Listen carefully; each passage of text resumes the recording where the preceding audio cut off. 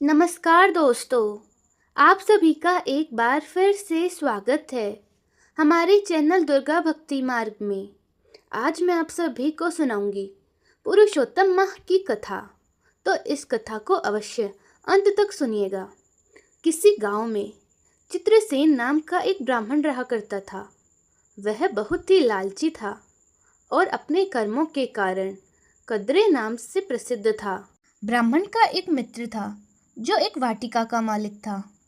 वह ब्राह्मण अपने मित्र से एक दिन मिलने गया और अपने माली मित्र को रोते हुए अपनी व्यथा सुनाई।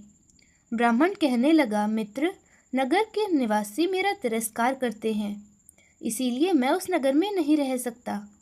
उसकी बात सुनकर माली को उस पर बहुत दया आई। उसने कहा, हे मित्र, तुम इस वाटिका में रहो। मालिक की बात सुनकर ब्राह्मण बहुत खुश हुआ और उस वाटिका में रहने लगा। ब्राह्मण रोज मालिक के आसपास ही रहता था और उसकी आज्ञा का पालन भी करता था। ब्राह्मण की दिनचर्या देखकर मालिक को इस पर विश्वास हो गया और इसी विश्वास के कारण मालिक ने ब्राह्मण को एक छोटे से बगीचे का मालिक बना दिया। इसके बाद मालिक ने निश्चय किया कि कद्रे हमारे ही आदमी हैं, इसीलिए वाटिका के काम को ब्राह्मण पर छोड़कर माली राजा के यहाँ काम करने लगा। राजा के यहाँ उस मालिक को बहुत काम रहता था, इसीलिए अब वह उस वाटिका की ओर कभी नहीं आता। उधर वह ब्राह्मण उस वाटिका के फलों को आनंद पूर्वक खाता और लोग बस बचे हुए फलों को बेच देता। वह बिना किसी डर के बगीचे के फलों को बेचकर सारा धन स्वयं रख लेता। मालिक के पूछने पर झूठ बोल देता कि मैं नगर में घूम घूम कर भिक्षा मांगकर भोजन करता हूँ और पक्षियों को तुम्हारे फलों के आसपास भी नहीं आने देता, लेकिन फिर भी पक्षी फलों को आकर खा जाते हैं और कुछ फल टूटकर नीचे गिरकर खराब हो जाते हैं। इस प्रकार विश्वासघात करते करते ब्राह्मण को कई वर्ष बीत गए।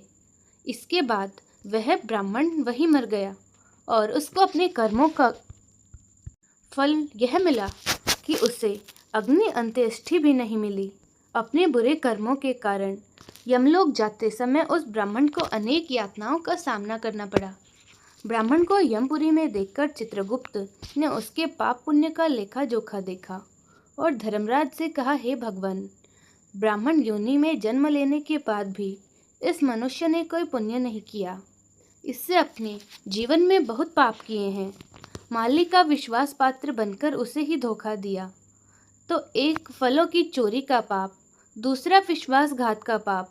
यह सुनकर यमराज क्रोधित हो उठे और उन्होंने कहा, यह ब्राह्मण 1000 बार वानर योनि में जाएगा।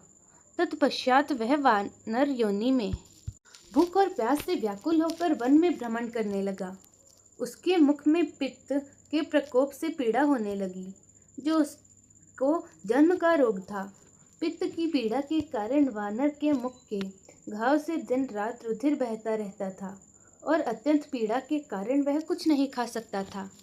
वह वानर चंचलतावश वृक्षों से उत्तम फलों को तोड़कर मुख के पास ले जाकर बहुत से फलों को जमीन पर गिरा देता। पीड़ा के कारण वह वानर एक जगह पर बैठने में असमर्थ था। वह एक बार वृक्षों के ऊपर छलांग लगा रहा था, तब एक वृक्ष से दूसरे वृक्ष पर जाते समय बीच में एक कुंड आ गया। तब वह वानर निराहार, कमजोर, चंचल शरीर वाला निर्बल होकर कुंड के किनारे पर गिरा। इस प्रकार पुरुषोत्तम माह की 10वीं तिथि से 4 दिन तक उस वानर को उस कुंड में लोटपोट करते हुए बीत गए। 5वें दिन के आने पर मध्याह्न काल में जल से भीगा हुआ वानर प्राण रहित होकर गिरा। उसने अपने वानर देह को त्याग कर पापों से रहित होकर दिव्य आभूषणों से सुशोभित दिव्य देह को धारण किया। दिव्य देह प्राप्त करने के बाद वह वानर सोचने लगा कि यह क्या है, मुझ दुष्ट पापी को किस पुण्य के कारण यह सब प्राप्त हुआ। मैंने तो कुछ भी पुण्य का काम नहीं किया, जिस कारण मैं भगवान विष्णु के परम पद को जाऊं। भागवत पारदर्शों ने वानर के मन की बात जान ली।